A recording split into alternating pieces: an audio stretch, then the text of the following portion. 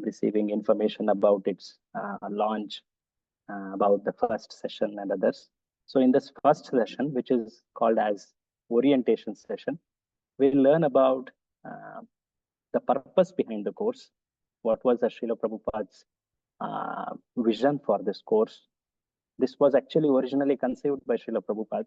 We will see that, and we'll see how this course actually flows, how it runs through the time and how we complete it, and many other particulars about the conduction of the course and other things.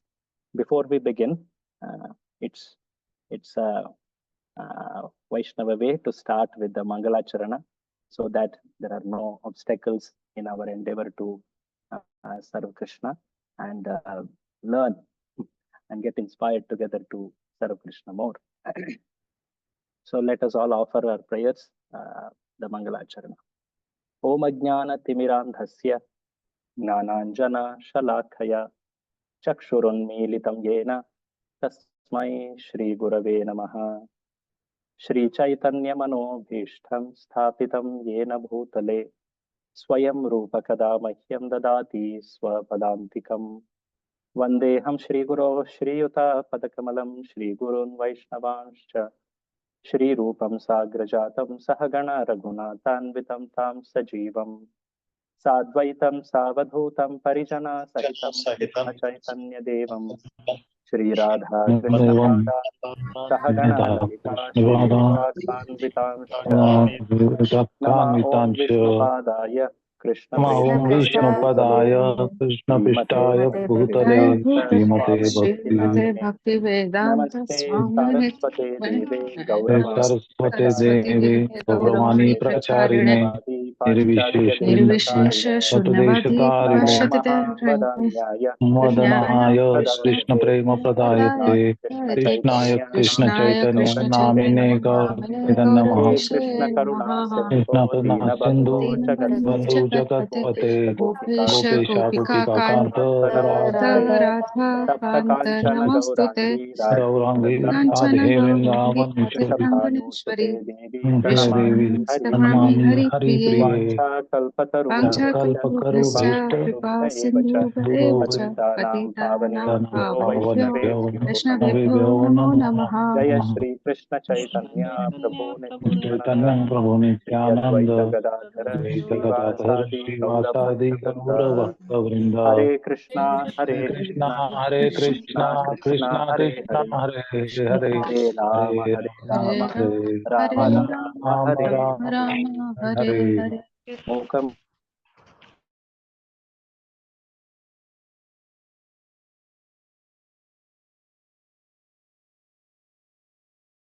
You can unmute yourselves. Yeah, no. First of all, I again especially seek the permission and blessings of His Grace Avatari Chaitanya Prabhu, one of the senior Vaishnavas who is here to inspire us, to give us the right attitude for approaching this service, to pray for giving us the right attitude for this service. Prabhuji, please don't mention me at all, Prabhu. Please, Prabhu. No. I'm a student. Thank you very much. We have got inspired. We have learned from your devotional service a lot. So this is a session about the orientation. This is not exactly the course beginning, in the sense that we will learn on how to approach this course, and anything we do in life, we can reap a lot of advantage or benefit when we prepare for it properly. Be it even in devotional service, is it not? Say we want to go to offer worship or arti, be in temple or at our homes, we make some preparations, and those preparations actually help us to absorb in that particular activity of devotional service properly.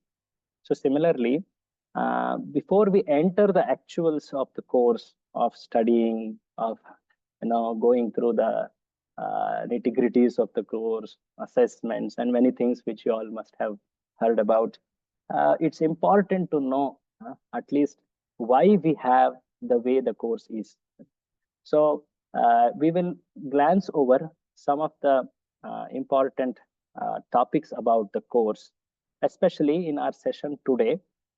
We will see the history of this course, how it came about, how it got evolved. Srila Prabhupada instituted this course. What was that scenario, and what was the vision of our founder Acharya for this course?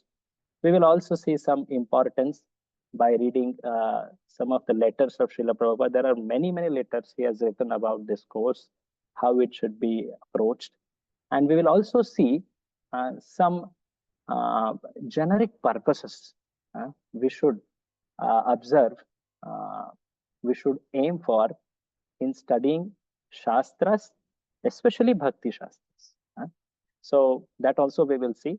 And we will also specifically boil down to Bhaktivedanta Raja Vidyalaya Institute, which is an institute initiative by ISKCON Pune under the leadership of His Grace Radhesham Prabhu. What was the purpose and how it is organized?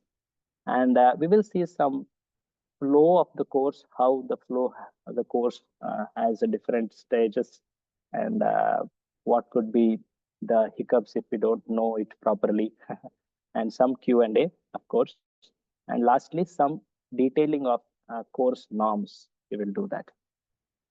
So before I begin, I would request if all of you are at a good situation where you have good network and you are able to hear sitting peacefully, please switch on the video. It would be the best way to attend the course. It's one of the norms. I'll discuss that at the end. But it's good to have actually these kind of sessions in person, so that we relish the association. But yet, the nature of transcendental knowledge or devotional service is that it is not restricted by any material situation.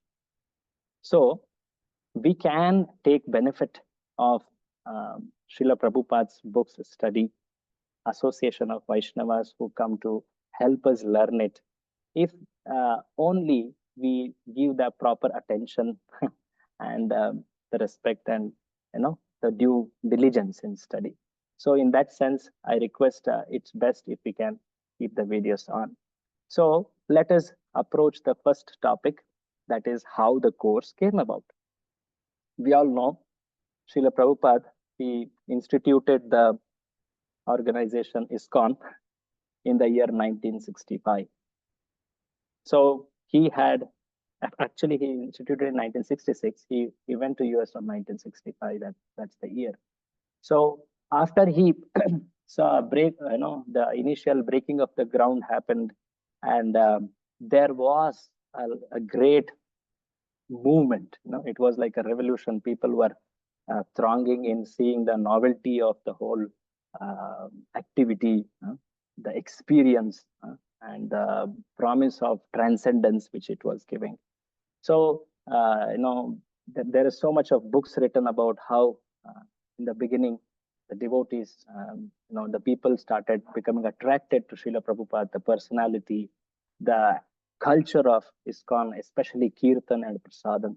And it was actually in the phase of what is called as formation or growth. In fact, it was such a rapid growth. And over a period of time, when devotees started rendering services and they went into different places on the order of their Guru, Srila Prabhupada, and were rendering several types of services, primarily preaching, primarily going for Harinam Sankirtan and distributing the publications, books of Prabhupada. There were also several letters which Prabhupada would receive on several kind of issues. Some of the letters were about the personal difficulties the devotees were facing, especially the earlier, relapse of the earlier habits or the challenges. That was one type of letters which Prabhupada was receiving.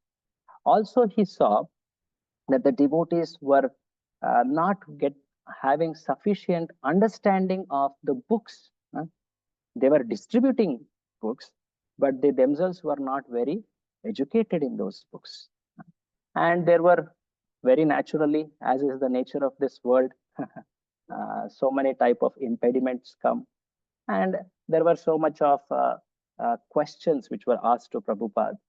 So seeing the nature of the growth of devotional service and the help which the Shastras provide, one of the very important limb of devotional service is approaching the Guru and hearing from him the words of Shastra. So he wanted to institute a proper education, Shastric education to all devotees. And he writes this in several letters. So if we see some of the letters which he writes in this period, we understand what was his vision. So now what we will do is we will see some of the letters of Prabhupada, and some of the things I have tried to highlight. I request maybe one or two devotees to volunteer by showing a hand raise so that I can ask, they can read them, and we will pause at certain places and open up for discussion also. Anyone would like to read? Ravi Roshan Prabhu, yes. I think you may have already heard that in January of 1970, we will be holding an examination among all of our students on this book. And those who will pass shall be awarded with the title of Bhakti Sastri. So Prabhupada is writing a letter in 69 about a thought he has, an action plan he has for instituting certain exams.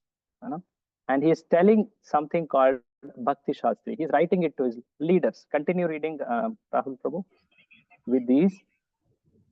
With this examination, I wish to encourage all my disciples to very carefully learn this philosophy of Krishna consciousness, because there are so many preachers required to bring this message to all of the concern of the earth. Corners of the earth.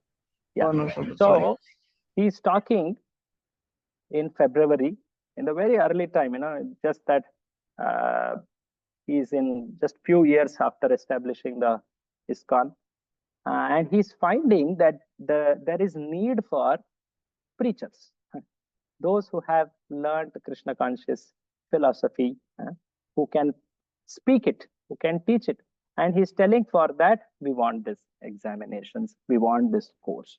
So we see one of the primary objective of the course is to help in one of the very important services which Srila Prabhupada has told all of us to take up, that is to preach Krishna consciousness.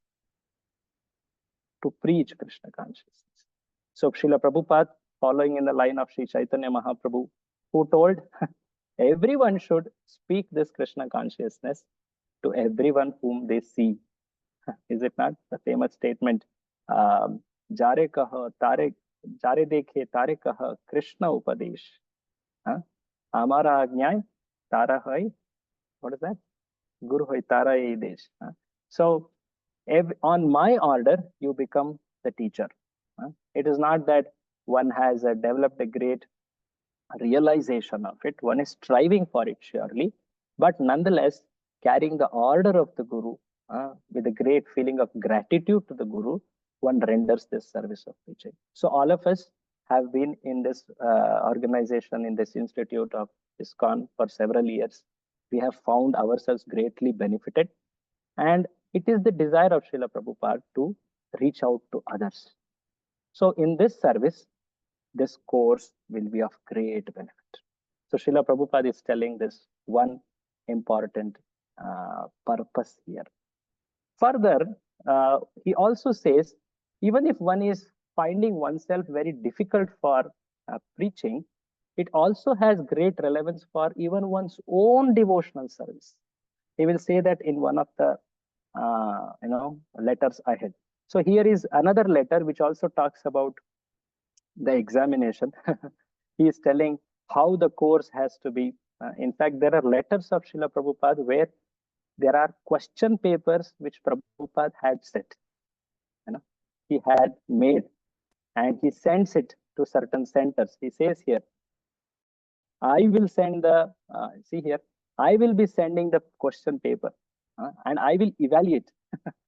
And those who pass this will get specific title of the course and they will be awarded certain services. In fact, he says the second initiation is based on Bhakti Shastri, or those who have done Bhakti Shastri. And later he also says those who, I want that many of my disciples should become gurus, and for that they should complete Bhakti Vedanta course. He also says, he sets Shastric education as a qualification for taking up further and further roles of service, you see. So like this, Prabhupada had that vision. See, this is in 1968, even much before that. So I was talking about something which helps a devotee even in personal practice of devotion. One is to gain requisite understanding, philosophical understanding, to do preaching. The second is even to help one's own devotional service. The study of Shastras is utmost important. There was one, Muskan Mataji had raised hand. Can you read it, Mataji? Hare Krishna. Hare Krishna. Yeah, can you please read? Yeah. I want you leaders, especially to become absorbed in the philosophy of Bhagavad Gita, Srimad Bhagavatam, and become yourself completely convinced and free from all doubt. On this platform, you shall be able to carry on the work satisfactorily. But if there is a lack of knowledge or if there is forgetfulness, everything will be spoiled in time. So especially you must encourage the students to read our books throughout the day as much as possible and give them all good advice how to understand the books and inspire them to study the things from every point of view. Better to boil the milk very vigorously and make it thick and sweet. That is the best progress. So let us concentrate on training our devotees very thoroughly in the knowledge of Krishna consciousness from our books, from tapes, by discussing always, and in so many ways instruct them in the right propositions. So there is an example given here. You all are noticing that example. The analogy or example of boiling the milk. Why is it necessary to boil the milk? Very simple question. Why do we need to boil the milk? So that it doesn't spoil. Doesn't spoil. Very simple, correct. Yes. So, so that we remain fresh, inspired and enthused, and do not lose that interest, enthusiasm to practice devotional service, we need to strengthen our devotional service by proper Shastric study. Prabhupada here is telling, by boiling the milk, what happens? It becomes even thicker. It becomes even sweeter. That is the best progress. So training and education is an investment which goes far ahead. You know, in the beginning, we may attend some, we may do some surveys, we may attend some, events in general, some festivities. Yes, they are surely inspiring, enlivening, wonderful. But to go a longer mile, we need to learn the philosophy. We need to get sufficiently trained from Srila Prabhupada's purports. And that he's telling, the famous boiling the milk example. So to become ourselves completely convinced and free from all doubt. You see, the nature of this world, as Srila Prabhupada tells in Srimad Bhagavad Gita, 2nd chapter, the nature of this world is, it is full of perplexities. It forces us, it never allows us to become cozy or comfortable, it always tries to bring us down in our consciousness. It forces us to, think beyond, it makes us confused. Prabhupada talks about it in that famous Karpanya Doshopahata Swabhava Shloka. And that is why it's an indirect way to make us approach the right authorities. Prabhupada says there, this behooves us to approach a proper spiritual master. The perplexities of this world, it behooves us to approach a spiritual master and learn the science of devotional service from him. So it is for strengthening one's own devotional service that one has to learn Bhakti Shastras. In fact, the practice of bhakti itself involves studying Bhakti Shastras. It is not something extraneous or external to bhakti. You see, like we hear in Srila Rupa Goswami's work Bhakti Rasamrita Sindhu, that there are 5 important limbs of bhakti. Have any of you heard about it? If you know, you can please list them. There are 5 important activities or limbs of bhakti. Hare Krishna. Yes, please. One would be Mathura Vas, Dham Vas. Okay, Mathura Vas, visiting holy places. Yes, Wonderful. DT Maybe version. one person, one. Let's Okay. give others also time. You Vaishnav. Samiksha Mataji, yes. Yeah, I see hand raised. Yeah. DT Yes. worship, Okay, DT worship, visiting holy places. Thank you. Shrikant Prabhu, yeah. You Vaishnav Seva. Serving devotees or especially associating with devotees. That association Hare involves. Krishna Prabhuji. Yes. Anything more? Yeah, reading Srimad Bhagavatam. Reading Srimad Bhagavatam. Very good. One very important thing still we have forgotten. Most important. In fact, it is the Chanting Harinam. Chanting Harinam. Chanting the holy names, is it not? Yes. So Chaitanya Mahaprabhu, he said, and Sri Rupa Goswami has said, these are the 5 important limbs of bhakti. And among them, there is this very important limb called Bhagavata Shravani. That is reading and studying Bhagavatam in the association of devotees. And all these Bhakti Shastras actually conclude, they explain the philosophy which Srimad Bhagavatam in fact establishes it so profoundly. So in Bhakti Shastri course, we are not learning some Shastras which are, leading us away from Bhakti. We are in fact getting more and more stronger in our conviction. Prabhupada is telling this, completely convinced about the goal of life and how to practice devotional service and proper understanding of devotional service. So Prabhupada is telling the benefit which we ourselves will receive. One is preaching, other is to strengthen one's own devotional service. Like this, there are so many letters explaining different purposes of study of Bhakti Shastras. So here he says another letter where he basically is telling that every temple, every ISKCON temple should be an educational center. A temple should not be a place where people just come, have some change of place or a recreation and just have some walk around and go away. No. Prabhupada wanted that everyone should at least learn something about Krishna, something about Bhakti. At least take a small book, associate with devotees and converse with them, develop some Shraddha about Bhakti by reading, by attending some satsanga. So this he very much wanted, and he saw that temple should be an educational center. It should not be just a bell ringing place. Prabhupada told us in one of the famous quote, our temple should not be like a bell ringing places. It's not a bell ringing religion, he says. So he wanted the temple should be active educational centers.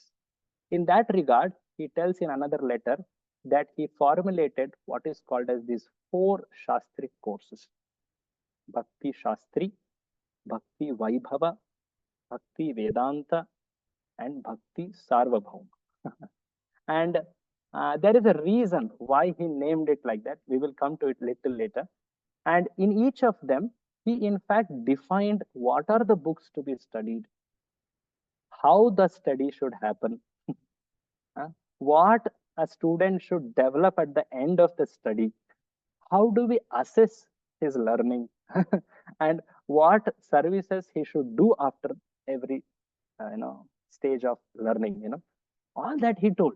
in his letters. Srila Prabhupada was very remarkable in foreseeing how one should develop one's devotional service.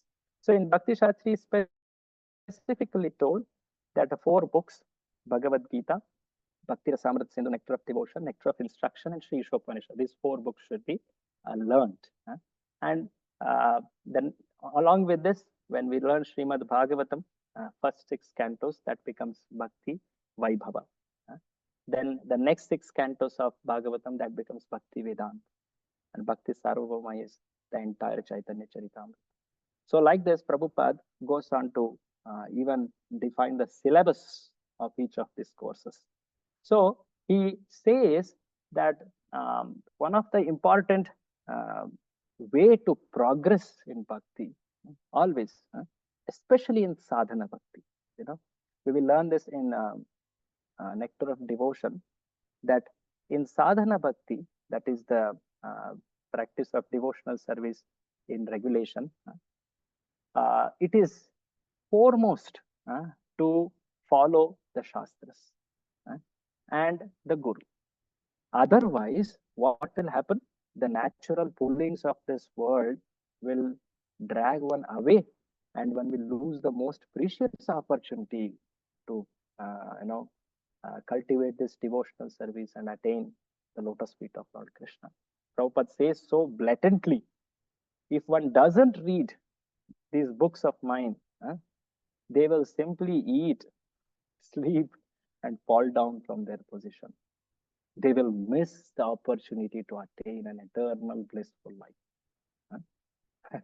So it's like, something they say, do or die. It is like that. Either we read or otherwise we fall. Fall may not be sudden, but surely the fall in consciousness is going on always, actually. And Prabhupada also says, but at the positive side, if one cultivates this habit of studying Bhakti Shastras in a proper manner, then he can become convinced of the knowledge. Without a doubt, all the difficulties will disappear and he will see Krishna face to face. He promises that also. This is in 1972, he is writing a letter to his disciple Bhagavatananda. So there are so many benefits of learning Bhakti Shastras. In order to remain steady, steadiness, sthirata in Bhakti, there must be a sound philosophical understanding. We cannot be sentimental. We cannot be, like as they say, fair weather devotee.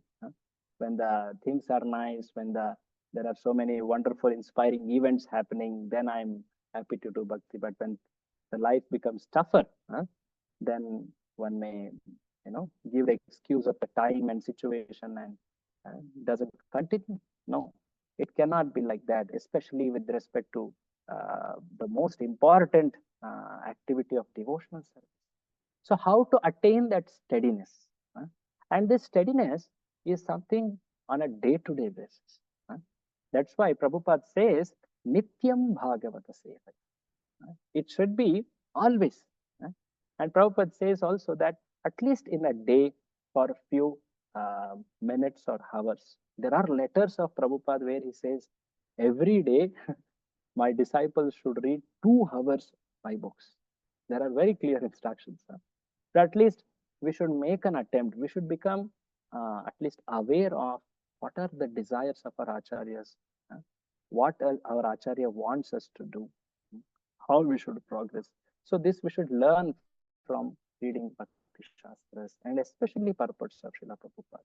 And this reading of Shastras should always be accompanied with a sincere attempt to apply or follow the Shastras. This will also be one of the purpose of Bhakti Shastri course. It is not a dry accumulation of some information. No, there will be a lot of lively discussions conducted by teachers, very related to practical day-to-day experiences and how we should try to apply these principles, which we will learn in the current scenarios, what could be challenges. Such kind of discussions will surely be guided. So there should be a sincere attempt to apply, to follow. We cannot be an armchair speculator like that. And when studying, it is not, Prabhupada himself says this, it is not just one way of learning. He says, see, just like you see a very nice gem or a crystal, you can appreciate its beauty as you see it from different angles of vision. Is it not? Like that, the beauty of Krishna consciousness is, it is so universally attractive. And one can appreciate it from various angles of vision. Similarly, Bhakti Shastras too. So in our studies, we will also see our teachers helping us learn from Srila Prabhupada's various ways of applying or learning the Shastra, various angles of vision.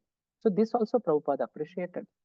So we have to read Bhakti Shastras. It is not that we completed Bhagavad Gita, we completed Bhakti Shastri course, and that's the end of the reading of those books. No. The more and more we read, the deeper and deeper realizations. And the learning becomes more relishable. So we, in this first Bhakti Shastri course, what we are learning is at least a flow or an overview of where what principles are explained and what is the basic understanding of those principles of bhakti. We will learn across these 4 books.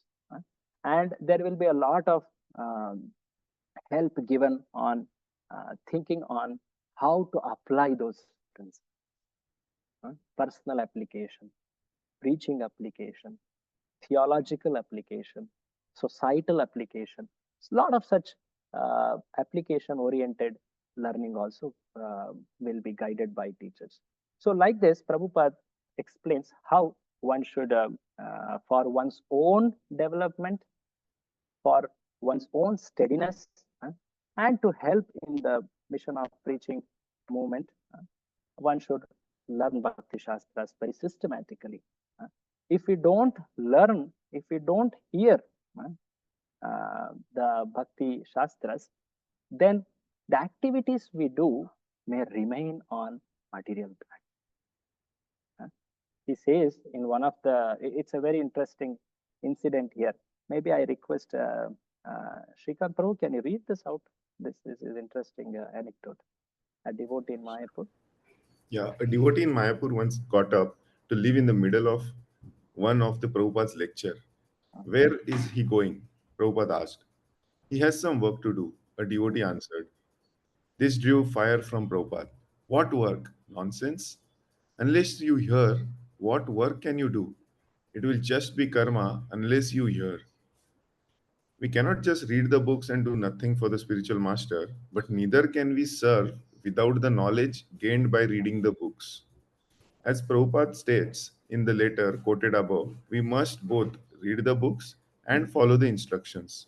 This is the combination that pleases the spiritual master the most. So both are required.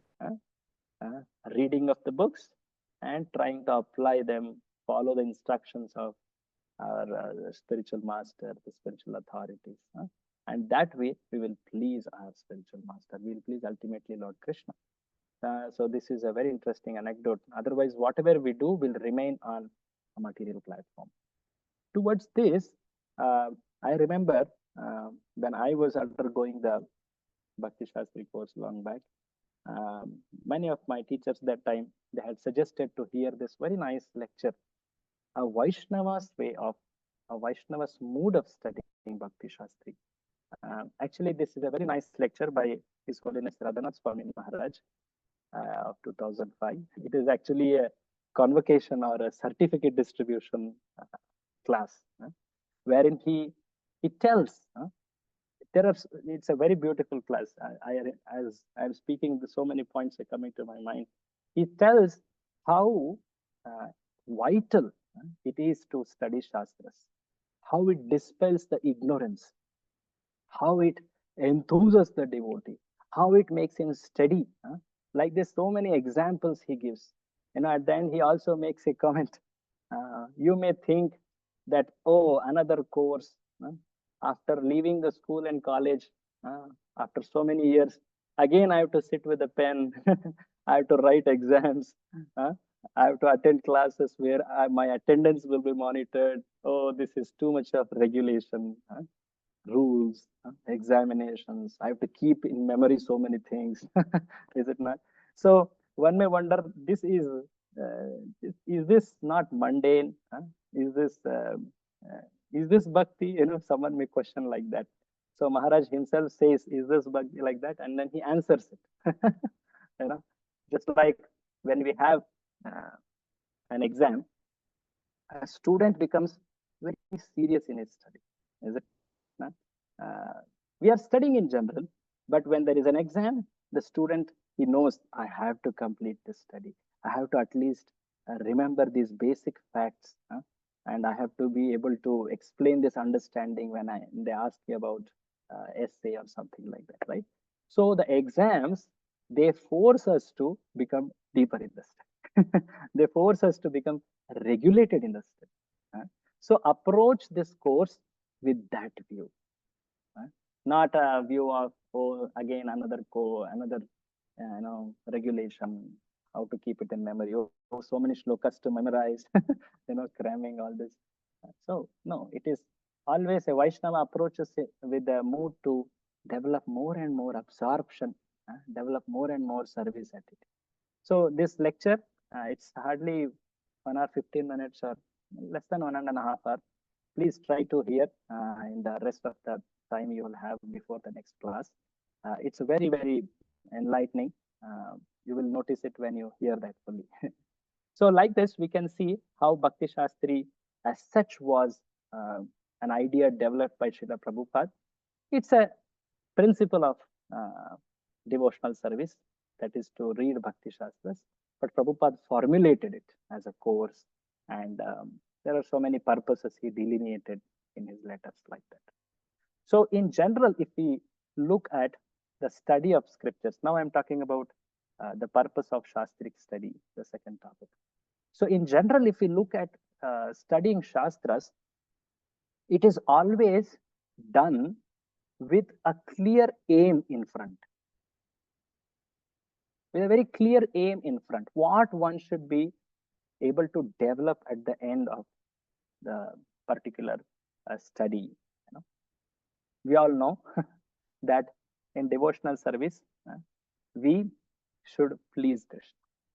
That is the way to advance in devotional service. And pleasing Krishna means pleasing spiritual master, is it not? Becoming more and more pleasing to Krishna. Krishna himself says in Bhagavad Gita how to please him. What are those qualities?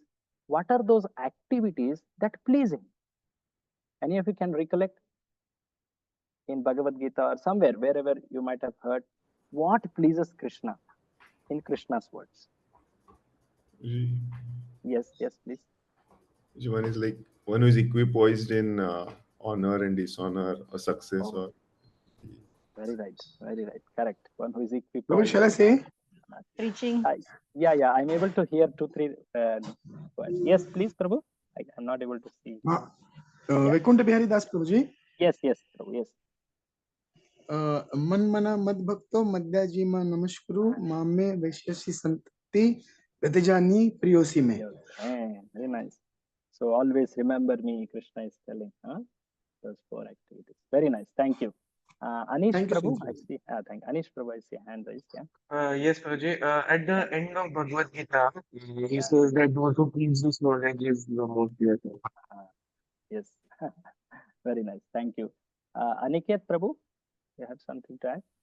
तस्मात् सर्वेषु कालेषु माम् अनुस्मर युध्यच. 24 times we are remembering. Remember me. Yes. So Krishna says very clearly what is it that pleases him. Very clearly it is written in Gita. Our acharyas also express what are the desires of Krishna from living entities for their benefit.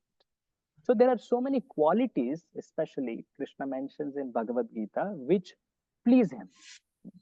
In the end of 12th chapter, the chapter itself is titled as, any of you know what's the chapter title? 12th chapter. Very important chapter of Bhagavad Gita. Bhakti Yoga? Devotional service. Correct. Bhakti Yoga. In that, there are last 8 shlokas of that chapter. Like our Shrikant Prabhu quoted one quality from there only. Very nice quality. So the last 8 shlokas, Krishna is glorifying his devotee.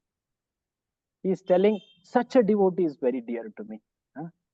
Such devotee is very pleasing to me. Bhakti manya priyem naraha. Yomad bhakta me priyaha. Like that, he's glorifying his devotees. It's like a Ashtakam. There are 8 shlokas, 8 shlokas Krishna telling about his devotee. And how is he describing his devotee?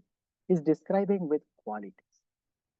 So it's a very important aim for a devotee to develop those qualities, to develop such a character which pleases Krishna. So this is always a stress in Bhakti Shastra study. Yeah, we know that in developing anything as a quality, when we say quality, we can also equate it to values. If we want to develop some qualities, what is it? What is the way? The generic way, which we'll learn in Bhakti Shastra course, of course, is to first have knowledge about it. Is it not? First understand, okay, like we say, I have to become humble. Yes, humility is very pleasing to Krishna. Amanitvam Adam with Krishna. But what is humility? First thing we should understand, is it not? So Prabhupada defines, Krishna defines. So first we should become aware. What is the meaning of that quality? To know, to know about it. That's called knowledge. This is some famous KSP matrix, in fact. So skills. Then next comes how to apply it, how to develop it. There are some activities by which we develop those qualities. That's called skills. And then over repeated practice, it becomes a part of us. That's what it becomes as a quality or a value. It becomes like to be, or it becomes the character of that person. So in the Bhakti Shastri course, what we are trying, we are at least trying the first column here. What is it? That is, we are becoming aware of those qualities, aware of the principles of Bhakti Shastras. That's a theoretical knowledge. Surely it is theory. But that's the first step, is it not? Without knowing properly, how can we even think of becoming or attaining that quality? Then comes a certain hints to develop them. That's where application, those skills, there will be surely discussions, lively thought engagements about developing those skills, application in life. Then over repeated practice, such qualities will manifest. So like this, we develop qualities. So the study of Bhakti Shastras is always with the purpose of developing Vaishnava qualities. We know 26 prime Vaishnava qualities listed in Sri Chaitanya Charitamrita. There are so many qualities Krishna describes in Bhagavad Gita, in Bhagavatam, a lot of qualities. So all these qualities are our goal. So the education which is imparted in Vedic culture against the modern culture, which is just a dumping of information. The Vedic education is with the goal or aim of developing that character. And towards this, our Shastras, Upanishads, many places, there are some principles of such an education. How that education is done. The first step, as told here, Prabhupada himself quotes this 3 methods of developing, of cultivating qualities. First is Shravana. Yeah, Shravana. What's Shravana here? Can someone read? What's written there? Yes, anyone? Like, yes, Raj Prabhu, yeah, please. Hare Krishna, am I audible, Prabhu? Yeah, you're audible, yes. Yeah. First, Shravana, hearing knowledge from the teacher. Hearing knowledge from the teacher. Shravana means you use your ears. Huh? Shruti, Shravana, all these are related. Yes. Next one. Yeah. Hearing about Second the one. Lord's pastimes. Yeah. Sorry, Hearing. Prabhu. Yeah, sorry. Continue, Prabhu. Yashraj Prabhu. Second one, Manana. Yeah. Second, Manana, gaining an intellectual understanding by reflecting on what is learned.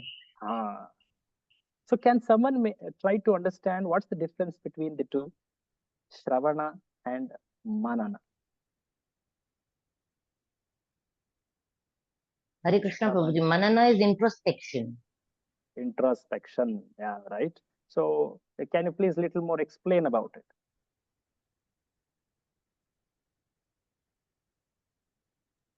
So actually, that is a more practical way of applying all the things in your life, whatever you have heard from your spiritual master, or from wherever you have heard it from, but to apply it in your life, that is the purpose of hearing, actually. Okay. Is it, can we say that as application of knowledge? Is it like that? Yes. Okay, thank you. Anyone else would like to add what's the difference between Shravan and Manan? Shravanam means hearing and Mananam means to think over it. To think over it, yeah, right. Manan means to think about it. Manan karo. Yes. Like sometimes you hear this word, it's like what's that word? Like a cow ruminates. Like a cow in a hurry. Sometimes I have seen with monkeys also. They do it. They gulp in the beginning a lot, and after some time, they take back that food. They have that system in their body. They take back that food and slowly chew it, and make it more digestible. They really relish it also, is it not? So that's called ruminating. So we hear when we have the teachers in front, when we have an opportunity to learn from someone who knows that, then we receive. That's Shravana, receptive. That's why the mood of oral reception, submissive oral reception, Prabhupada tells about it in Bhagavatam a lot. Shravana. Then Manana means after hearing, we think about it. Prabhupada says in some purports, we should not hear like pigs. It's in Bhagavatam, first canto, 5th chapter somewhere. So one should be very active. It's not like whatever is coming, very indiscriminate or inattentive. No, one should be very thoughtful. So one thinks about, okay, I heard this principle. What does this mean? He's ruminating. How is this applicable? What challenges do we face? How can I approach towards it? So like this, he ruminates. And a part of Manana is he attempts to follow and he gets more details of application. A simple example would be, say, suppose I want to make some, medu vada. I'm just taking an example. I'm very new to this recipe. So I checked it. Say nowadays so many recipe websites and videos are available. Someone may find it, yeah, like this. Then, okay, you have an understanding now, right? Now, when you enter the kitchen, you have this in your book or in your phone written in. But when you actually start doing, you will see a lot more granularity. Say, suppose I want to do halwa. And in halwa, I have to surely observe the fine roasting of the rava. Those details, only when we are doing it on the field, then we only gain it. Is it not? So, this application of the principles of Shastras, that should be done thoughtfully. And while doing it, one also gains a deeper understanding of the Shastras. So they are going parallelly. You are learning, you are applying. And in the course of application, you learn and your learning becomes more deeper. And with that deeper learning, you further apply it better. So like this, like a simple novice person becomes a very good chef. How he becomes? By repeated learning, applying, learning, applying. So like that, one should approach devotional service. He should be always in the mood to improve his consciousness, improve his quality of service. So then his learning becomes deeper. And it will approach a stage that is the third stage. The third stage, uh, Yashraj Prabhu, can you read? Yes. Third one is Nididhyasan, realizing and living according to this realization. It becomes a realization. A realization is something which is like a person's asset. You know, he gains it and he will have it. It no more is like a theory. It has become his part of his being, like that. So living according to that realization. So that is the stage of perfection. So Shravana, Manana, Nididhyasa. So when we are approaching Shastric study, so we should first know, we should first hear, and there are a lot of question and answer, discussions, as our Shastras very much encourage that we should do it, and try to develop that understanding of the Shastra with an intent to apply, with an intent to better our devotions, and ultimately to develop that realization, those Vaishnava. So like this, the Shastric study is a very, very juicy, it's very relishable, as one learns the Shastras more deeply. So Prabhupada in fact says, if we don't have this aim in front of us, then what's the use? It's just information. Such an information without proper character is useless. Prabhupada says that famous statement, philosophy without character is useless. Especially in the section of Hiranyakashipu. There were great demons who had learned so much of Shastras, but they did not have good character. And they did not have any sincere attempt also, is it not? And such a philosophy becomes, in fact, hypocrisy. In fact, becomes useless. So, what is the use of study without an aim? Like, what is the use of a ship without the rudder, which gives the direction to it? So, like this, the aim of developing Bhakti Shastra study should be develop our character, a Vaishnava character, a character that pleases Krishna, that pleases our Guru, founder Acharya Srila Prabhupada. And in that, we should know, very important, this is one of the very important prayojana of Bhakti Shastri. Can you read this, Prabhu? To help Yashraj Prabhu. Values in Bhakti Shastras. To help students understand and appreciate the mood and mission of Srila Prabhupada, and to perpetuate that understanding within the ISKCON society. So we should know what Srila Prabhupada wanted. What was his vision? He has written very clearly the 7 purposes. He has written many detailed instructions on how to attain those purposes. What is the mood behind attaining it? So all this is one of the important benefits that we learn in this course. We gain this understanding in the course, and we should also help to perpetuate in our services. It should reflect in our services. So perpetuate also. So like this, the purpose of Shastric study is to be kept always in front of us. So towards this, ISKCON as a whole, Srila Prabhupada had instituted the course as such when he was present on the planet in his physical appearance. And ISKCON had formed what is called as Board of Examination, a Shastric Advisory Committee to regulate the course. The norms are defined. There is a central ISKCON board which from which one has to draw affiliation and has to comply with the norms which are given by the board. And ISKCON Pune had established this small institute, Bhakti Vedanta Raja Vidyalaya, in the year 2019. There were already so many Bhakti Shastri courses happening from more than 2 decades, actually. 2007, 2005 onwards only it had started. But a formal institute, His Grace Radheshyam Prabhu had desired it with the intent actually to impart this Shastric education in a more relevant manner, in a more interesting manner, in a more helpful manner to practicing devotees.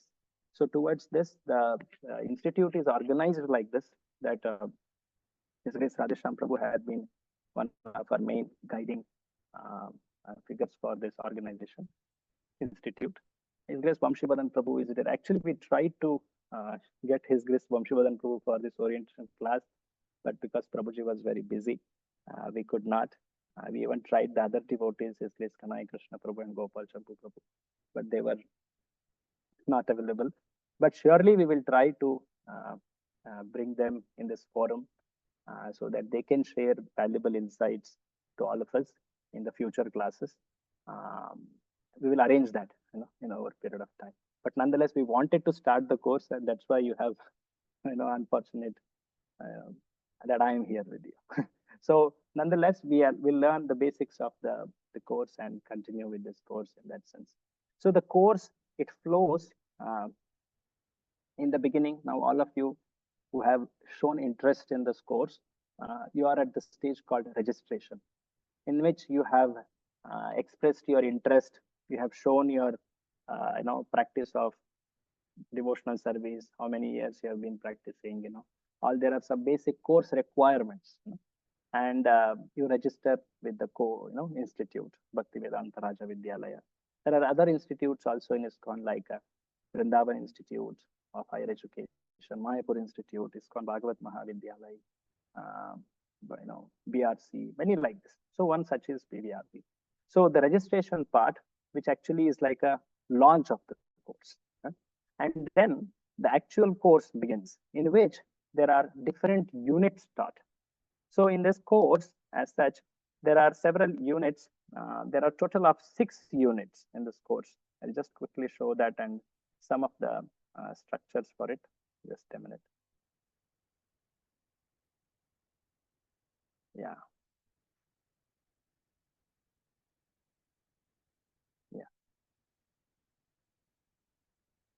So the course structure is like this, that it is usually studying the 4 main books, but nonetheless, those 4 books are divided into 6 units, total of 6 units. The 3 books, Nectar of Instruction, Nectar of Devotion, and Ishopanishad, are one unit each. But Bhagavad Gita, being a bigger book, it is divided into 3 further units, 6 chapters each.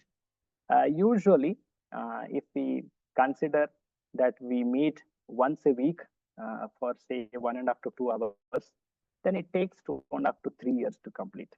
But the recent times we have tried to speeden this course by meeting often, in the sense twice in a week, Saturday and Sunday. The timings also had been earlier already informed to all of you. In that pace, we may be able to complete within 2 years.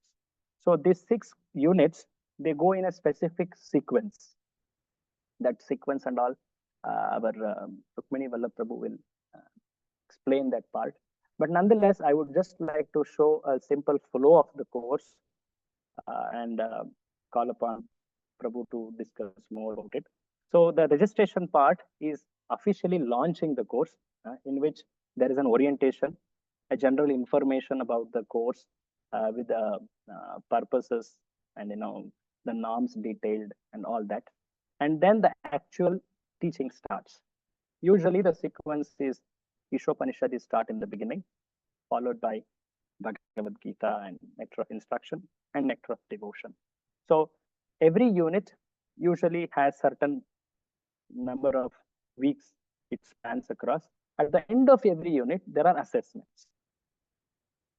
So there are unit-wise assessments. So each unit, at the end, there are assessments. What are the assessments? There are 3 types of assessments.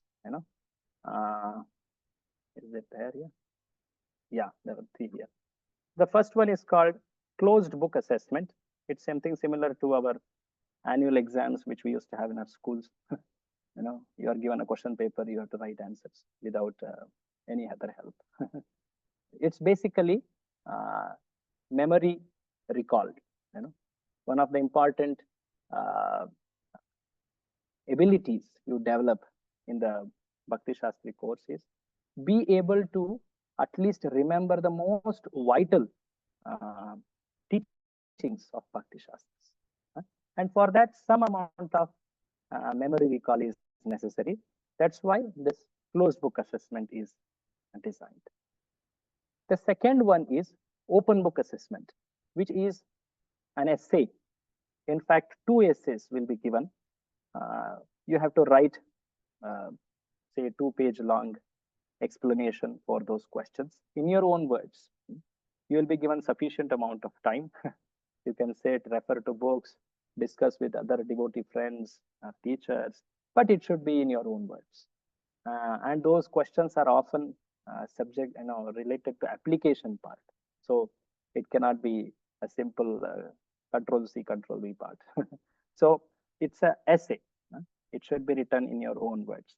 So the understanding of Shastras with respect to one's personal life, societal application, preaching application, understanding basic conviction, all that will be checked in those open book assessments. And after each assessment, especially open book assessment, there will be some comments given. How was it done here? Where was it lacking? Like that, some pointers will be also explained so that you can improve it in the further assessments. The third assessment is shloka memorization. Srila Prabhupada wanted that his preachers, the preachers of ISKCON movement, should be like lawyers.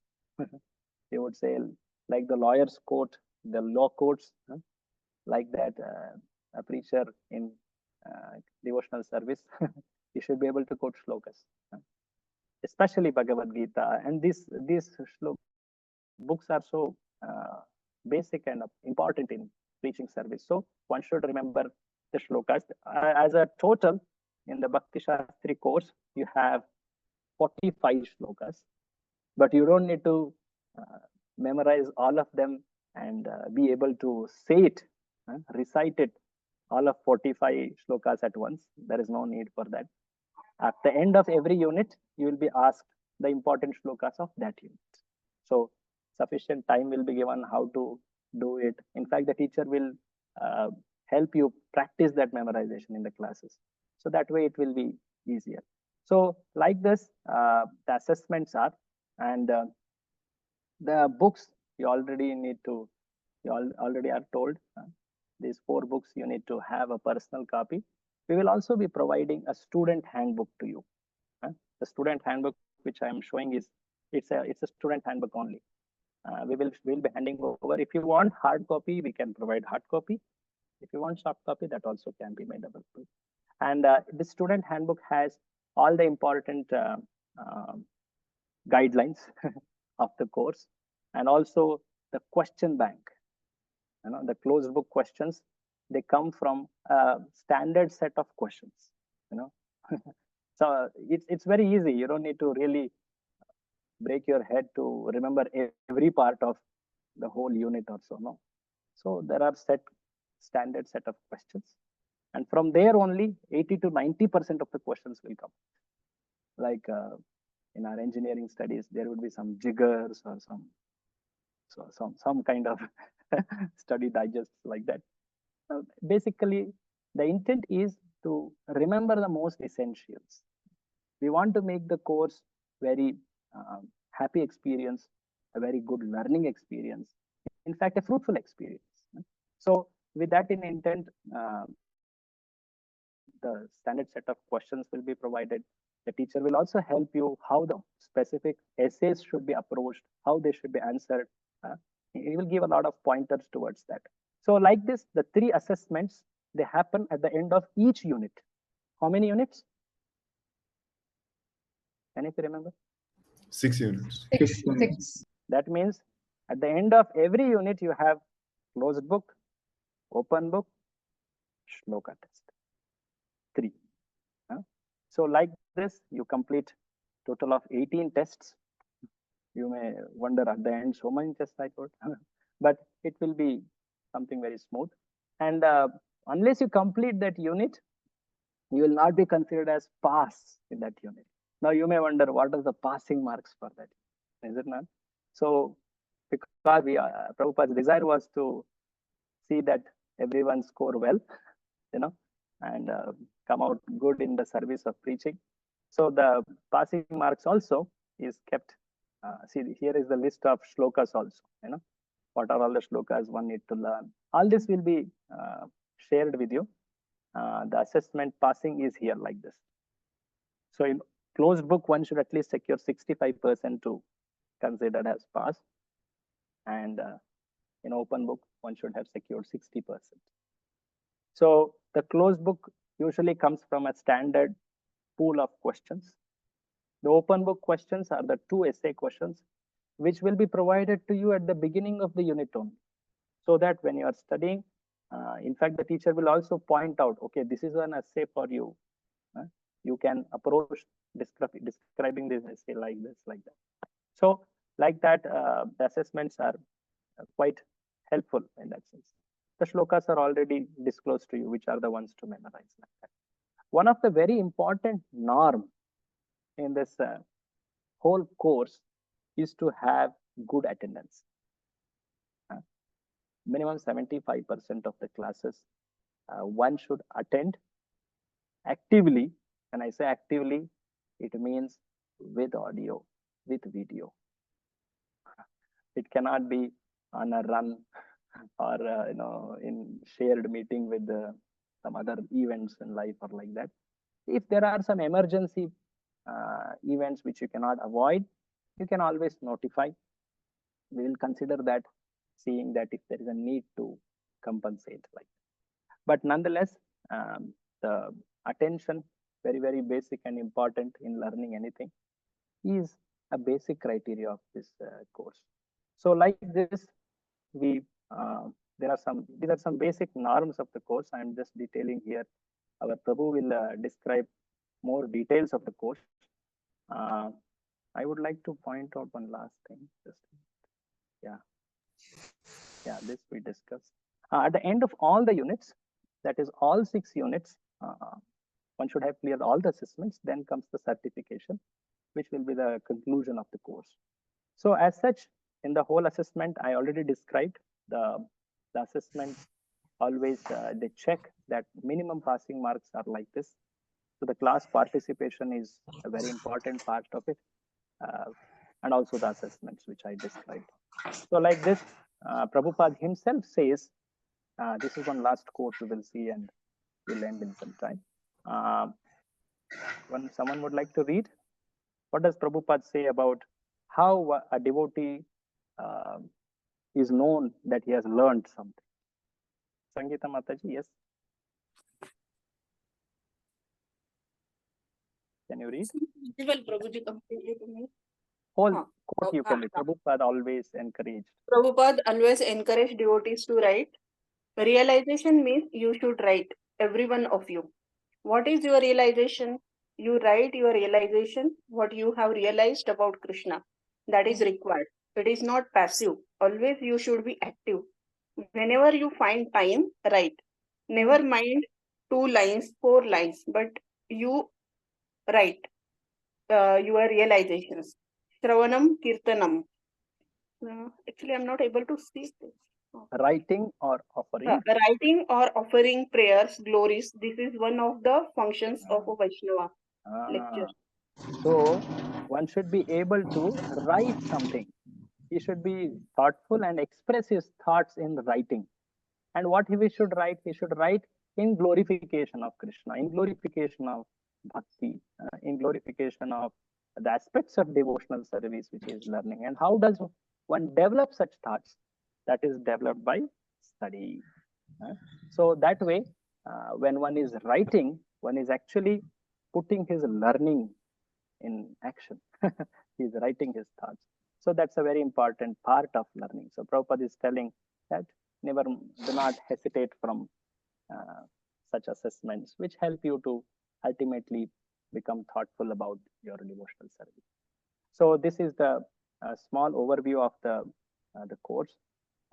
We have covered a lot of it. In the beginning, we saw the history of how this course came in, it evolved into, and then the purpose of Shastric study we saw. Of course, before that, we saw many Srila Prabhupada's letters of how he wanted this course to be done by all his devotees, all his followers. Then we approached the three important principles in Shastric study. And if you remember, what are those three methods or principles? There was some Upanishad was quoted also. What are the three methods? Shravanam, Mananam, and yeah, Nididhyas. Nididhyasana. Shravana, Manana, and Nididhyasana. In a simple word, we also saw knowledge, skill, and values. So like this, one should approach the Shastras, and we also saw some practical day-to-day activities part of it in terms of how the course is composed, what's the structure of the institute, BBRV, Bhaktivedanta Raja Vidyalaya, and the assessments and some other norms. So very happy that all of you have taken this commitment. It's a very serious commitment that you are able to spend time in a week, 2 or 4 hours to learn Srila Prabhupada's books. I really congratulate all of you to take this decision, and it will be a very, very fruitful experience. That much I can surely promise. And we are very happy that one of the very senior, one of the very experienced teachers, His Grace Rukmini Vallabha Prabhu, he has, he is very, I would say that when you start hearing from him, you will get a real introduction to him. He has been a very active learner of Shastras. He has been contributing several articles. He himself is doing research work in Shastric education. He basically graduated from NIT Warangal, but after that, he took into several educational services. He was an assistant to His Grace Radhesham Prabhu in developing the website for sharing educational materials for preaching. And then there were many such services. He is an active contributor to Back to Godhead magazines. He writes several articles, and he is currently pursuing post-graduation also in Bhaktivedanta Research Center in Shastric education. Very interesting topic also of his research. A very active, very, in fact, a very good learner, I would say, as a teaching. And he has taught several units, and he was approached, he was requested, can you please lead this batch? He has agreed to do this important role for all of you. I'm very happy to introduce him. In fact, in the beginning only I could have done, I'm sorry, I could not. So all of you are fortunate to have him as your primary teacher. So every batch has a primary teacher, and each of these 6 units, there could be different teachers. So the primary teacher is one who plans the course for you, who plans the assessments for you, who ensures that the course experience of you is seamless. You are informed about the assessment marks. Anything you face difficulty, you can always, as a first-hand point of contact, you can approach primary teacher. There is always one another coordinator we need. So the coordinator we request from the student group only. One of you can take up this role, very important role of service, in which you will be responsible to do communications, informing students about the class timings, if there is a change of time, informing students about the exams which are going to happen, asking them to submit their essays, coming on time and for the tests, and also informing them the results. So there's a lot of communication which is very vital in this whole course. So for that, we need one of the students of the course to volunteer for this service. I request, please think about it, and it will be a really great service for all the devotees here in this batch coordinator service. We call that role as batch coordinator. And at this point, I also invite His Grace Rukmini Vallabh Prabhu to further carry ahead the orientation. He will describe about some specific norms of the course. Correct, Prabhu? Hare Krishna. You have covered a lot, but No. There is still more you can discuss. I'm sorry. Yeah, please. Hare Krishna. Yes, Prabhu, you have some question? Someone has... Prabhuji, this course will be offline and online both available. No? Yeah, we'll come to that discussion. Sure. Yeah, okay. So I thank Chetan Prasad Prabhu for taking out his valuable time. Generally, weekend is a busy time for him because he gives many courses which are especially on the weekends, and for his very enlightening and as well as very encouraging talk. I will take you through the handbooks. Prabhuji has such covered many things.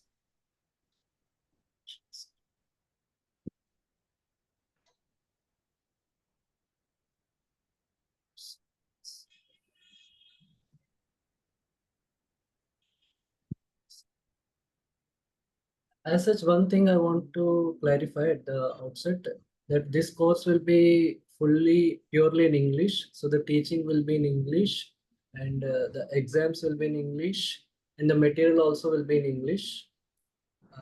In case if someone wants to write exams in Hindi or something like that, they can preferably go to the Hindi batch. A parallel Hindi Bhakti Shastri batch is also there. So that is an option for them. So coming to the flow, we are starting with Ishopanishad, and then we go to Bhagavad Gita, and then Nectar of Instruction, and then at last Nectar of Devotion. Yeah. Now coming to closed book exam.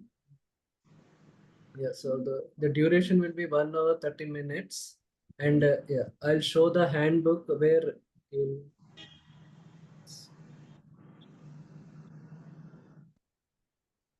So this is the handbook that you will get.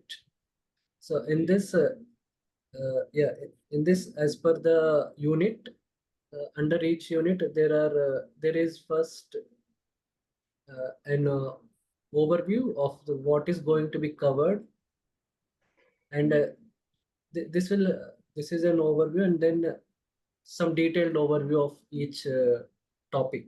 So the main themes are there, and for each of that there is some small detailed things, summary and flow. Especially in this overview section, you will understand the flow, how the subject is flowing from one theme to another theme. So if that is understood, then you can easily make sense of the whole thing, what is going on. It will be easy to understand. So that is the first thing. And then Prabhupada generally uses a lot of analogies to explain various topics. So those analogies are there. So these you can go through them, because these will, some of them will come in the CBE. And some of the analogies you must be knowing because you have been hearing classes, and some of you must have read these books also. So that will be, this will not be so difficult. And then there is a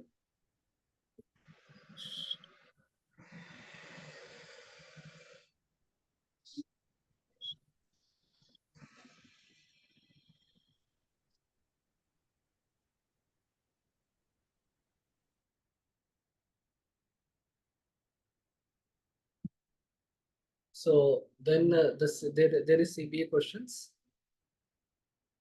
which you can, under each theme there are some CBA questions. So you can read those sections and you can make your own answers for this.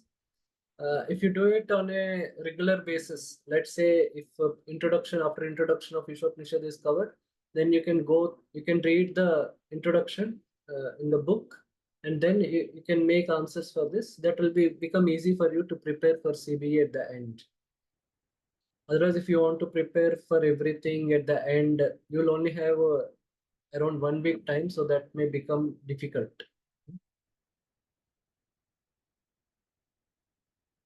And then there is open book questions. So for CBE, mainly you have to prepare for analogies and this question bank, and also you have to also read the text. So if you read this, 80% of the syllabus is covered, but you have to also read the text. That is also important. Now,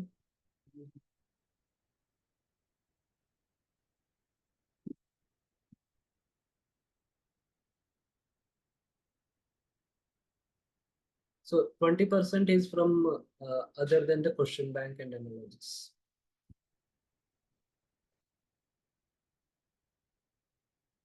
So now coming to OBA, for each unit there will be 2 questions.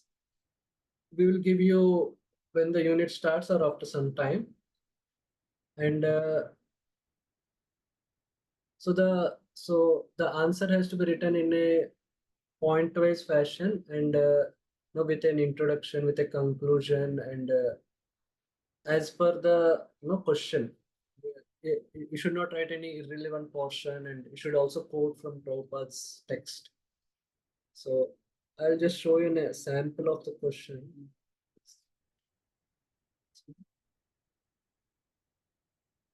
Yeah, so this is an answer. So if you see there is a good introduction, then all point-wise, and there are references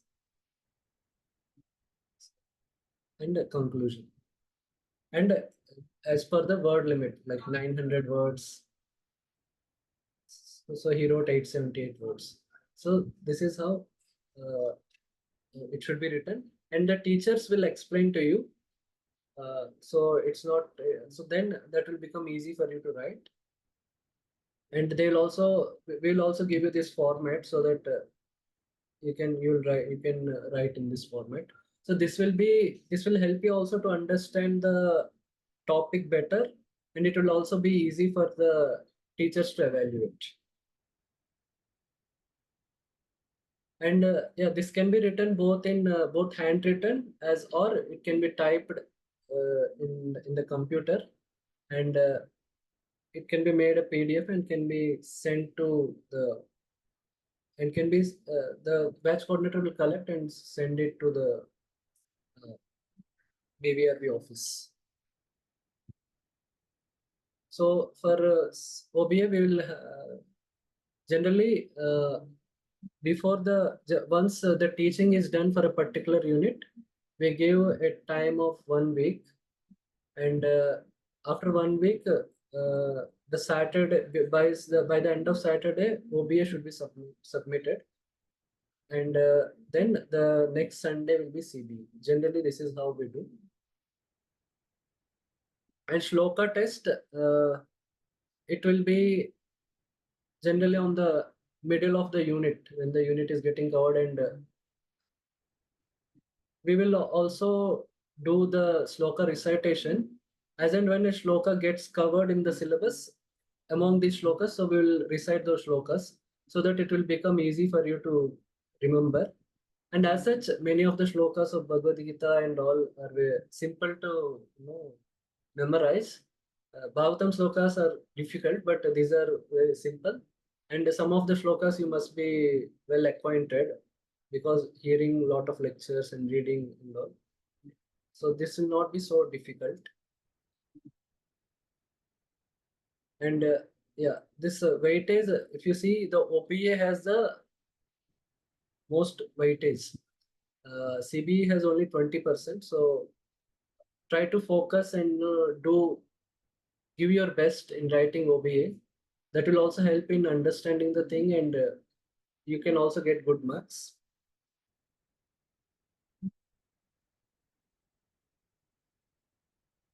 And shloka test, one more thing is some units have very less shlokas. Like Ishopnishad has only 2 shlokas. So the weightage for each shloka is very high. If you see Bhagavad Gita, let's say there are 12 shlokas. If you commit mistakes in 2-3 shlokas also, you can still pass. But Ishopnishad, there are only 2 shlokas. So if you commit mistakes in one shloka also, many mistakes, then you may not pass. So this is something please try to keep in mind. I will also try to remind you of this, especially for Ishopnisha, the nectar of instruction and nectar of devotion. The shlokas are very less, so the weightage for each shloka, that is very high in these.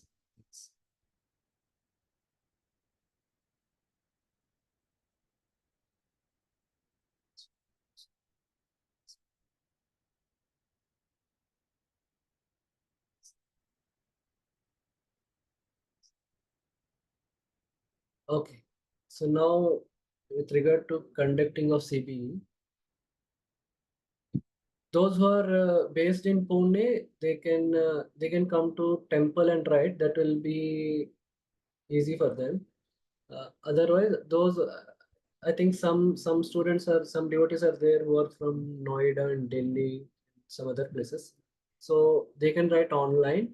So online, the way we do is we have this two camera model which is prescribed by the ISKCON board of exams.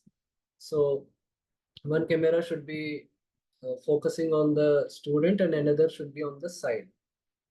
So two logins one should do, and this will be facilitated by the BVRB office.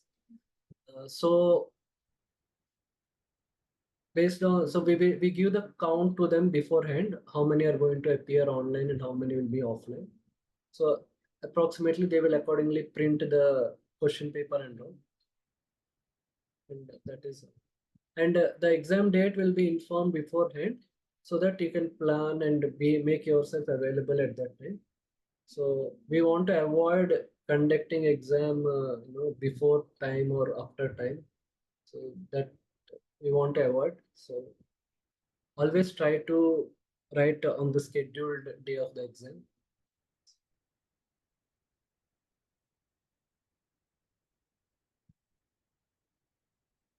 Yeah, so attendance policy. It's the main important thing for those who, okay, so now maybe we can ask.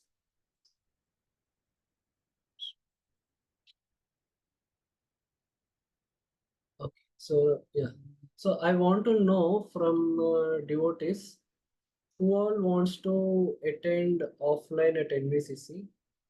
We want a good numbers because we have to make facility for that, and more than 10 are there, then only we can.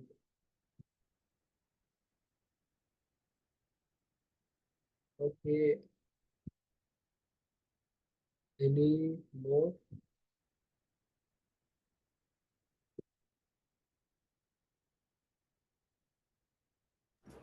Aniket Prabhu has written in chat. Okay, okay, so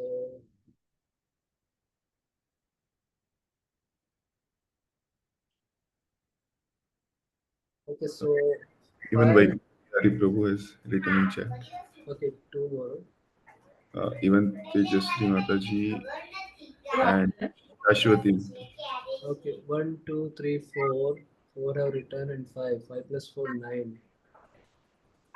2, 3, 4. Next. Okay, one more. Okay.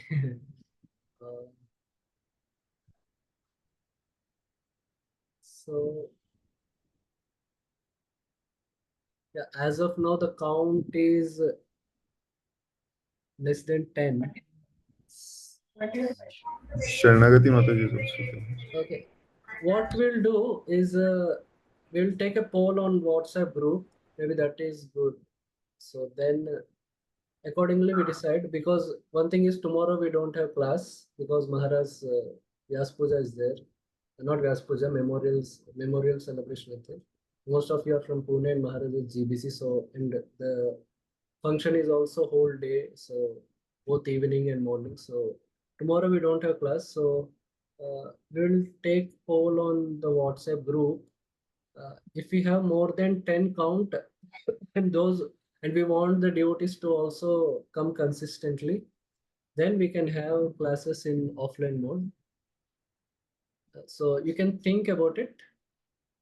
So as of now, the count is not that encouraging, but if we get more than 10, then we can have it in offline also at NVCC. Otherwise, we'll proceed with the online teaching.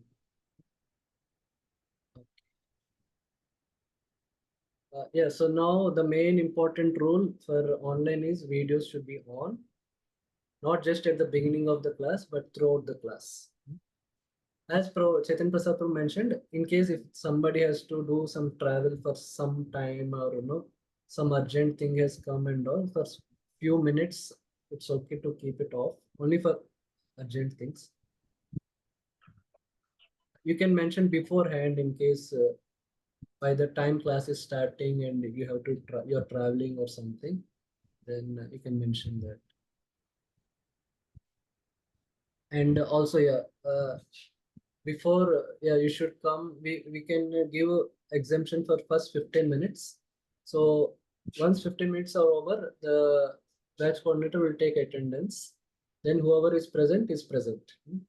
Otherwise, if someone comes later, then they have to lose half attendance and all like that. If someone has some genuine reason for coming late, if there is something urgent, because the class timings are fixed in the evening 5:30 to 7:30 and Saturday, Sunday, and only for if some festival falls on that day and many of the students are not able to attend, then only we generally cancel the class. Otherwise, we will have, even some festival is there also, we will have the class. So generally, unless if it is a very important festival and many students cannot come, then we may cancel the class. So the class timings are known and dates are known. So accordingly, everyone is expected to plan their services and other things accordingly. Only if there are some emergencies, you can write to me on mail. So if you write in mail, it will be in a proper record. So then I'll inform the batch coordinator and he will accordingly mark the attendance. And we record the classes, so you can hear the recording. Only this is only for very exceptional situations, not as a regular thing. So, Prabhuji, one question. Yes, yes. So we have in a month twice counselor meeting on the same day and Sunday same time. So counselor meeting is also important. Okay, how many are there? Like, only is it your case or anyone else have this? I think it's Sangeeta. This is mine also, Prabhuji. Even From the our same council case, group. there are few devotees who have not joined today because of the counselor meeting from our group as well. I have joined, but a few devotees have not joined. So even for us, we have Saturday meeting in the evening. Okay, so if it is one thing is like most of the devotees are okay with these timings, so we cannot, because if most of the devotees wanted this timing, so then if you cannot attend, then maybe we are told that they can then it will become difficult. So BBRB, they told that they can refund, because if it is like most of the major cases, then we can shift the timings. But if it is for few devotees, means around 5 and all, then we cannot change the timing. So can we take a poll or something on the WhatsApp group? Yeah, we will take and we will see. So this offline thing also will take up and we will take this also. And we will accordingly convey what is possible.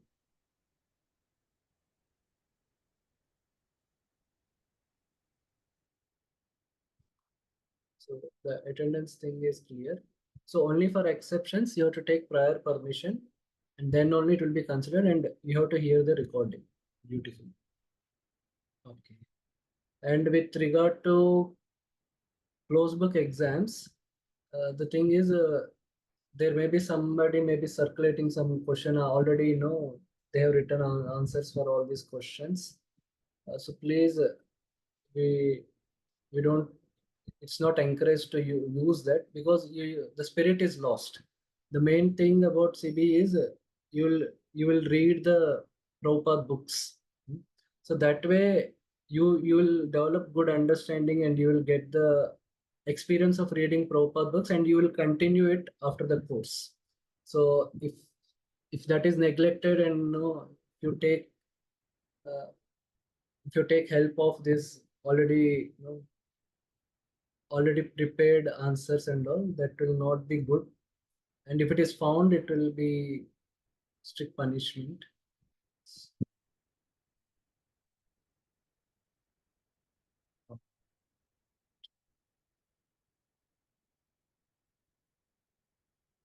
Yeah, so the open book exam, the teachers will explain about the word count and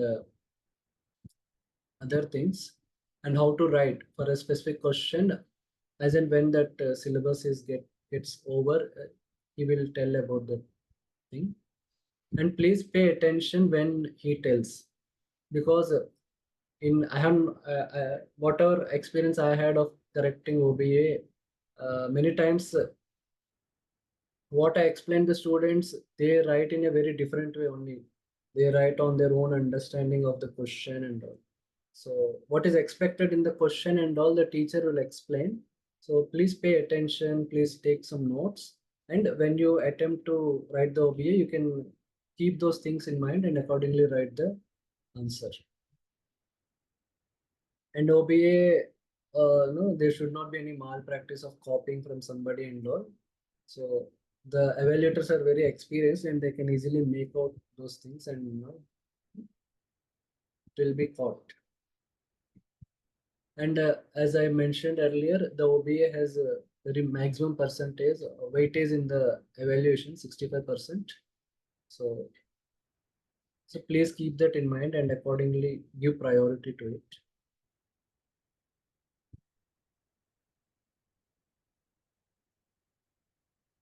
Okay, Shloka test. And yeah, in case if you don't pass, you can attempt OBA again, and also the same with CBE. Also the same with Shloka test.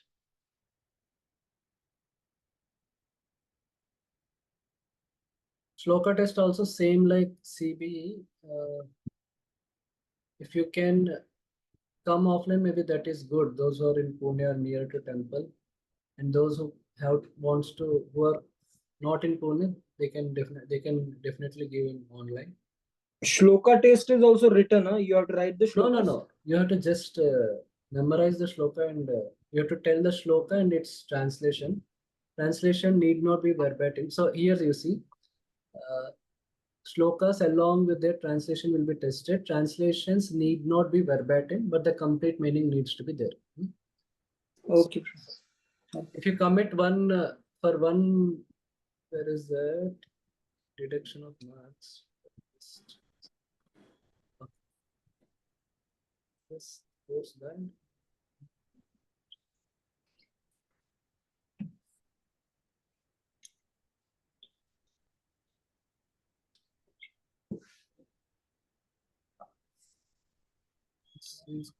Hare Krishna, Prabhuji. Yes, Prabhu. I'm not able to write properly, so can I take some writer to write the exams? I'll check and let you know. Okay, thank you, Prabhuji.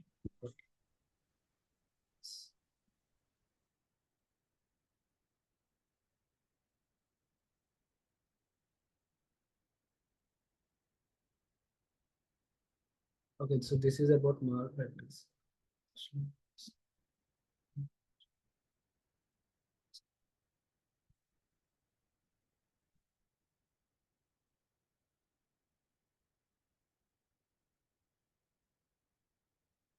Yes, Shloka test time I'll tell you, like one mistake I think we can deduct half mark. So accordingly, I'll give you that exact evaluation criteria. So Shloka test. And what to find it now.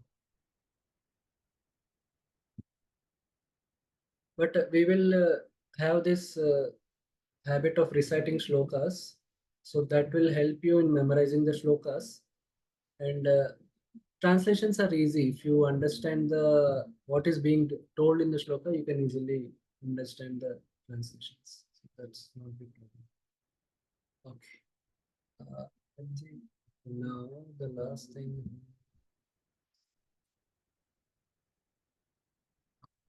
Offline thing we'll discuss. Yeah, exams is in English. Okay. So I want to know from you if someone wants to volunteer as batch coordinator. So as Proli told, it's an important service and it will be a good service. Bro, I would like to. So someone here raise hands. Okay, no one else. I would like to, Bro. Okay. Okay, Anish Pro. So I will contact you after the class, and we will see. I'll discuss with you about what you need to do. Sure, Bhaj. Yes, yes. Okay. Thank you.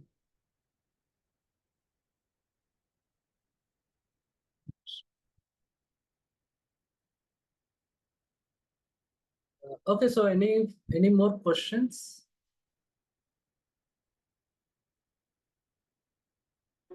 One question, Prabhuji, from my side. Yes, Is this offline and online both is possible, or it would be just offline? If I adopt for offline, then I'll just go with. We will take a poll, Mataji, on the WhatsApp, and based on how many want offline, accordingly we'll take decision and we will inform on the WhatsApp group. Okay. If we get more than 10 devotees who will be consistent in coming offline, then only we will have. Okay. Any more questions? Hare Krishna, Prabhuji. Yeah. Yes, Mata. Can we go for a hybrid mode? Like sometimes if it is difficult due to some heavy rain or some other reasons to come for offline, can we join online for that day? Yeah, means see if we have bigger count for offline, like 15 or something, then if one devotee doesn't come, it's okay. But we want to have at least minimum 10 in the class, because the teacher also needs some encouragement and all. If and the classroom is big and already 10 is a very less number, and in that also if very less are there, the other students also will not get will be distracted and also. And for the teacher also it becomes actually difficult to do justice for both the online as well as offline students. That is also a challenge. So that's why we want some good count. Okay, yes, Raj Prabhu, yes, question. Hare Krishna, Prabhuji. Yes. Prabhuji, actually, because of my some official work, I will go Germany at the end of the July, and I'll come India before Balram Purnima, one day before Balram Purnima. So, will we get the recording of this classes during duration of this period? No, that may be difficult. Maybe then it's better that this unit maybe you can do in another batch. That may if you can attend, means it will be during daytime only. The evening here will be during maybe around afternoon in Germany. If you can manage, because it's going to be on the weekend. So you see, means if that is possible, that is good. Maybe for once or twice we can give exemption, but if it is for almost a month, then it becomes difficult. Yeah, it takes approximately 3 or 4 weeks. 3 or 4 weeks, no? Yeah. That's little difficult, because it's like more than almost half the unit. So that may become difficult. I will see, means once I'll let you know. It is in July, no?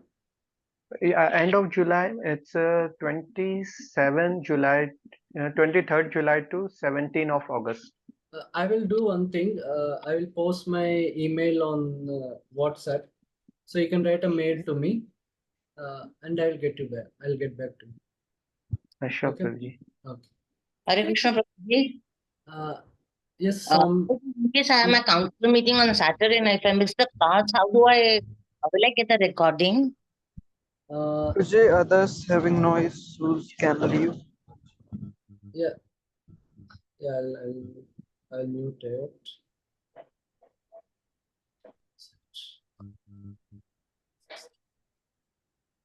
Yeah, so counselor meeting on Saturday. Yeah, that thing will take poll again. So two things will take poll for offline as well as those who have concern with this counselor meeting. So then accordingly, what can be done, we'll convey to the devotees. Because unless if the concern is for a majority of devotees, we prefer not to change the timing. Not the timing, just asking about the class recording. Can I have the recording on that particular day? No, actually, we do this, no, giving exemption for attendance and only for emergency situations or no critical situations.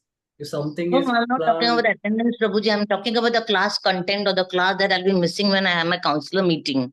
Mataji, one thing is this counselor meeting means you have to, because if you miss the class on a regular basis because of counselor meeting, no, that we cannot allow. So what other option is there for these devotees with this concern? I'll let you know on WhatsApp. Okay. Okay. Okay. Thank you, bro. Thank you. So the attendance exemption is only for no very exceptional situations, like somebody in your family had some health emergency or no something like that. Then we can give when you inform prior to that. Otherwise, for regular things, we cannot give exemption. Okay, any other? Hare Krishna, Prabhuji. Hare Krishna, Prabhuji. Yes, please tell. Prabhuji, from where we can get this hard copy of the pattern and the study material? So this BVRV number I will post on the WhatsApp group. So Yes. then you can contact them and they will tell you when to come and accordingly you can get. Okay. Hare Krishna. Prabhuji, the criteria is 75% attendance, right, for the course? Yes. Remaining 25, we can still take the recordings and do the study. No, like no, not like that. You have to see. We expect you to attend all classes. Right. If you are not coming to class and you have not taken permission, then you will be marked absent. Right. So then you lose the attendance for that. So that can happen only for 25%. If you have some no serious thing and no some genuine cause for not attending class, and if you inform me beforehand, then we can consider the attendance. And after you confirm that you have also heard the recording. Okay. Yeah. Okay. But that can only happen for once unit in once or no something like that. It should not be regular feature. And another important thing is videos should be on. Okay, any other questions? Hare Krishna Prabhuji. Our Guru Maharaj Vyaspit Puja will be there at Pandharpur on 16th, 17th. I don't know which days are there. If we are unable to attend, then yeah, mostly we can consider that. You can let me know at that time. We can write in mail, so then we can consider. Okay, Prabhu. Thank you, Hare Krishna, Prabhuji. Hare Krishna. Hare Krishna, Prabhuji. Dandavat Pranam. Yes, Prabhu. Prabhuji, same concern for me. From 11th July to 19th July, I have this Guru Maharaj book service, Padayatra book service in Pandharpur. Okay. Prabhu, so if you have for these concerns, I'll post my mail ID for that. You can write email. So then I'll reply, or if something needs to be discussed, I'll discuss with the management and I'll accordingly reply. Okay. And for these two concerns, online, offline thing, and this counselor meeting issue at this time. So those things will take poll and accordingly we'll decide and convey on the WhatsApp. Okay.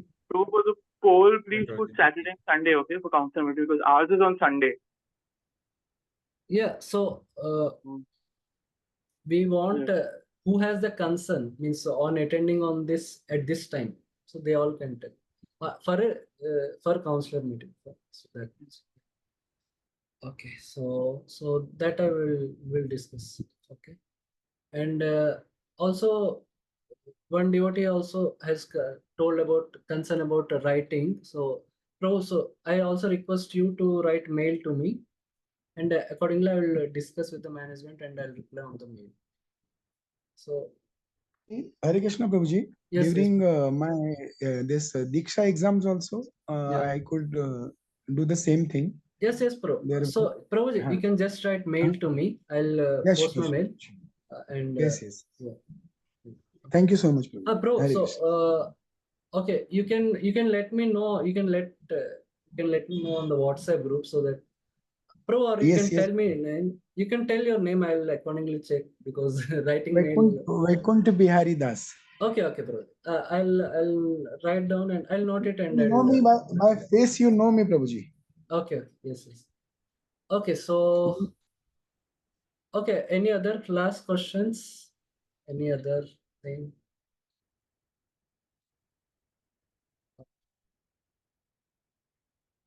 Okay. So we thank everyone for your kind time.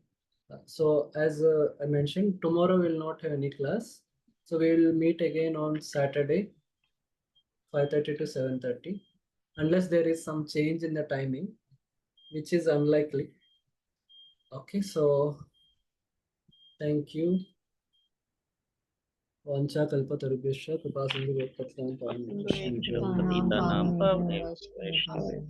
वैष्णवेभ्यो नमो नमः Hare Krishna Prabhuji. Hare Krishna.